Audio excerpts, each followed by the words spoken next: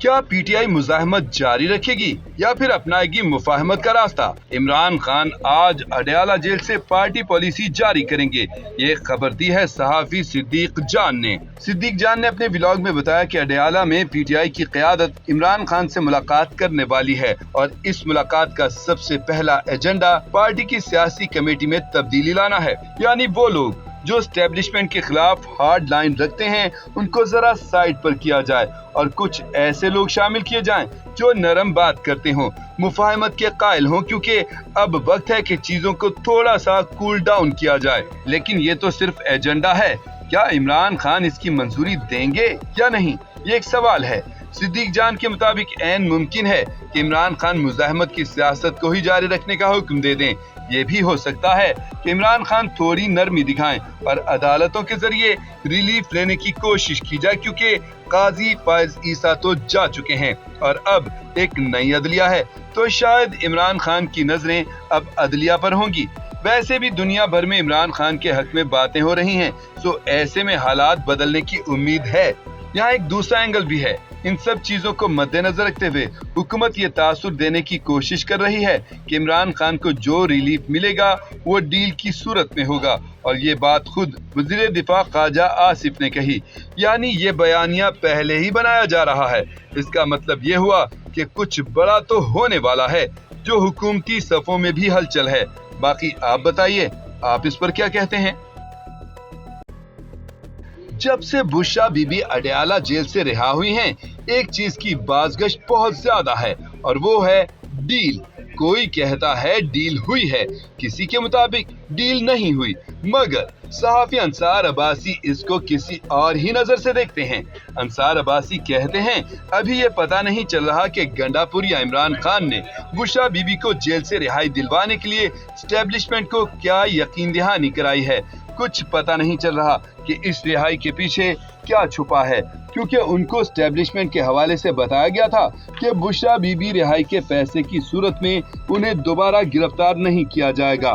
तहरीक इंसाफ के एक अहम रहनुमा ने अंसार अब्बासी को यह भी बताया था कि गंडापुर को पहले बता दिया गया था कि बुशरा बीबी को जमानत मिलने पर दोबारा गिरफ्तार नहीं किया जाएगा।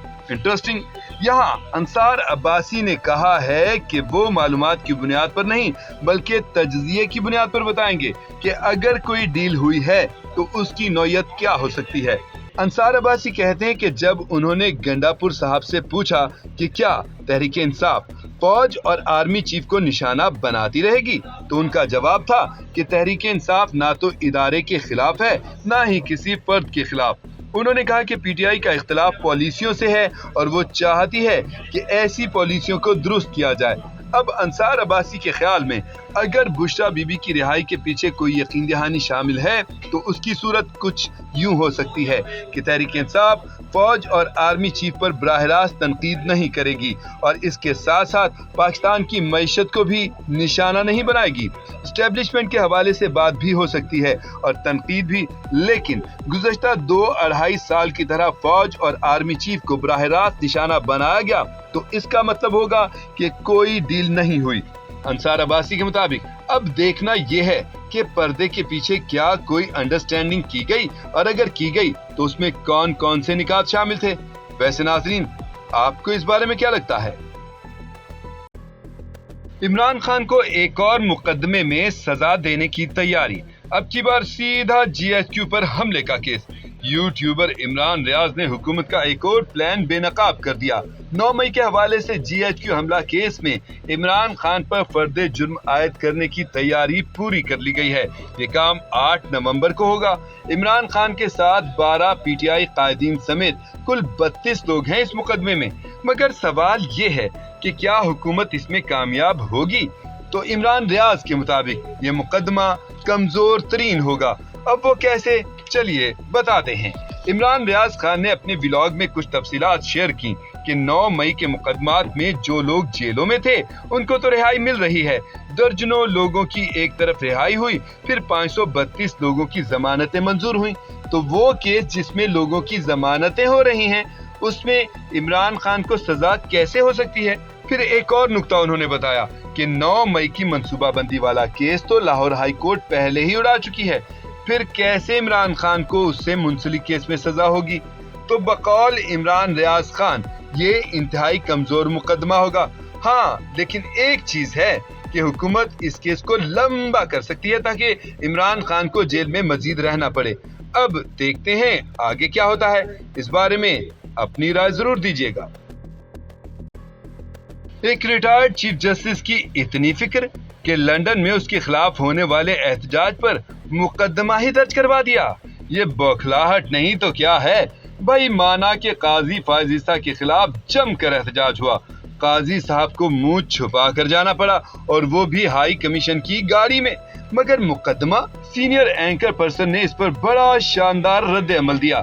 وہ کہتے ہیں کہ لندن اور پاکستان میں بہت فرق ہے، وہاں احتجاج کرنا بنیادی حق ہے جو مظاہرین نے کیا، وہاں تو بادشاہ اور ملکہ کے خلاف بھی لوگ احتجاج کرتے ہیں، ان پر تو مقدمات درج نہیں ہوتے، تو پھر ایک پاکستانی سابق چیف جسٹس کے خلاف احتجاج پر کیسے یہ سب ہو سکتا ہے؟ صرف اس بنیاد پر کہ مظاہرین نے ہائی کمیشن کی گاڑی کو نقصان پہنچایا۔ ہاں یہاں ایک نقطہ اٹھایا منصور علی خان نے کہ اگر واقعی گاڑی کو نقصان پہنچا ہے یا کسی نے قاضی فائز عیسیٰ کو ٹچ کیا ہے تو پھر اس پر یقینی طور پر کوئی کارروائی ہو سکتی ہے، ورنہ کچھ نہیں ہوگا۔ خیر، یہاں تو وزیر داخلہ محسن نقوی نے احتجاج کرنے والوں کی شناختی کارڈ بلاک کرنے کا کہہ دیا ہے، لیکن کیا حکومت واقعی ایسا کرے گی؟ اس بارے میں ابھی کچھ کہا نہیں جا سکتا۔ منصور علی خان نے یہ ضرور کہا کہ موجودہ حکومت پاکستان کو چاہیے کہ برطانیہ کی حکومت کو باقاعدہ درخواست دے کہ پاکستان سے جو ان سے وابستہ لوگ آتے ہیں تو ان کو یہاں احتجاج کا سامنا کرنا پڑتا ہے، اس پر کوئی ایکشن لیا جائے۔ لیکن ایسا ممکن ہوگا؟ کیا کوئی حکومت بنیادی انسانی حق سلب کر سکتی ہے؟ شاید نہیں، کیونکہ پاکستان اور برطانیہ میں بہت فرق ہے۔ اب آپ بتائیے، کیا حکومت پاکستان برطانیہ میں مظاہرین پر مقدمہ چلوانے میں کامیاب ہو پائے گی؟ سینئر اینکر پرسن نے ایک اور حکومتی پلان بے نقاب کر دیا۔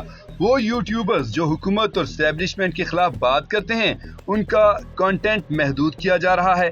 منصور علی خان نے اپنے ولاگ میں بتایا کہ حکومت اب سروس پرووائیڈرز یعنی انٹرنیٹ فراہم کرنے والی کمپنیز کے ذریعے اس کنٹینٹ تک رسائی محدود کرنا شروع کر دی ہے جو حکومت اور اسٹیبلشمنٹ کے خلاف ہو۔ ہاں لیکن وہ کنٹینٹ جو حکومت کے حق میں ہو اس پر کوئی مسئلہ نہیں، ان کو بڑے آرام سے ایکسس کیا جا سکتا ہے، یعنی حکومت چاہتی ہے کہ باروں بار ہی اپنا کام کرے اور سارا ملبہ انٹرنیٹ فراہم کرنے والی کمپنیز پر آئے۔ خیر، منصور علی خان نے کہا ہے کہ چونکہ وہ بھی حکومت پر تنقید کرتے ہیں یا زیادہ تر نیوٹرل ہی رہتے ہیں تو ان کے ولاگز دیکھنے میں دشواری آ رہی ہے، اسی لیے وی پی این کا استعمال کریں۔ اب جو پاکستان سے باہر ہیں ان کے لیے تو کوئی مسئلہ نہیں، وہ آرام سے جس کا چاہے کنٹینٹ دیکھ سکتے ہیں۔ یعنی بات یہاں تک پہنچ چکی ہے، حکومت زبان بندی کے نئے نئے ہتھ کنڈے استعمال کر رہی ہے، مگر کیا ایسا کرنا ٹھیک ہے؟ اس پر آپ اپنی رائے ضرور دیجیے گا۔ جسٹس یحییٰ آفریدی نہیں بلکہ جسٹس امین الدین۔ جی ہاں، حکومت کا پلان تھا کہ جسٹس امین الدین کو چیف جسٹس بنایا جائے گا کیونکہ حکومت کو یقین تھا کہ جسٹس یحییٰ آفریدی انکار کر دیں گے۔ یوٹیوبر عمران ریاض خان نے تہلکہ خیز خبر دے دی۔ اپنے ولاگ میں انہوں نے ثاقب بشیر کو کوٹ کرتے ہوئے کہا کہ حکومت نے جسٹس یحییٰ آفریدی کو چیف جسٹس نامزد کر کے بلف کھیلا تھا کیونکہ حکومت کے خیال میں جسٹس یحییٰ آفریدی یہ عہدہ قبول نہیں کریں گے، اور یہ تو کلیئر تھا کہ حکومت منصور علی شاہ یا منیب اختر کو کبھی چیف جسٹس نہیں بننے دے گی، یعنی پھر سیدھی چوائس جسٹس امین الدین ہوتے، مگر ایسا ہو نہ سکا۔ حکومت کا پلان چوپٹ ہو گیا۔ عمران ریاض خان کے مطابق اس کی بڑی وجہ جسٹس منصور اور جسٹس منیب ہی بنے۔ ایک تو انہوں نے استعفیٰ نہیں دیا، دوسرا انہوں نے ججز کو اکٹھا کرنے میں جسٹس یحییٰ آفریدی کا ساتھ دیا، تو یوں جسٹس امین الدین کو چیف جسٹس لانے کا پلان خراب ہو گیا، کیونکہ بقول عمران ریاض جسٹس امین الدین تو بالکل قاضی فائز پارٹ 2 ثابت ہوتے۔ آپ دیکھیے نا کہ कि जब से जस्टिस राया अफरीदी चीफ जस्टिस बने हैं, उन्होंने सीनियर मोस्ट जज जस्टिस मंसूर अली शाह को ही फ्रंट पर रखा है। उन्हें तनाज़ात के हल के लिए बनाई गई कमेटी का सरबराह भी बना दिया। प्रैक्टिस एंड प्रोसीजर कमेटी में जस्टिस मुनीब अख्तर को ले आए तो हुकूमत तो 26वीं आईनी तरमीम के बाद भी हाथ ही मल रही है। फिर जजेस की तादाद बढ़ाने की कोशिश है और प्रैक्टिस एंड प्रोसीजर कमेटी में 3 के बजाय 5 अरकान करने की कोशिश में है हुकूमत। मगर क्या हुकूमत कामयाब हो पाएगी? अपनी राय से आगाह करें। यूं तो जजेस के आपस में नोक झोंक रहती है, लेकिन ऐसे रिमार्क्स ना कभी सुने ना देखे।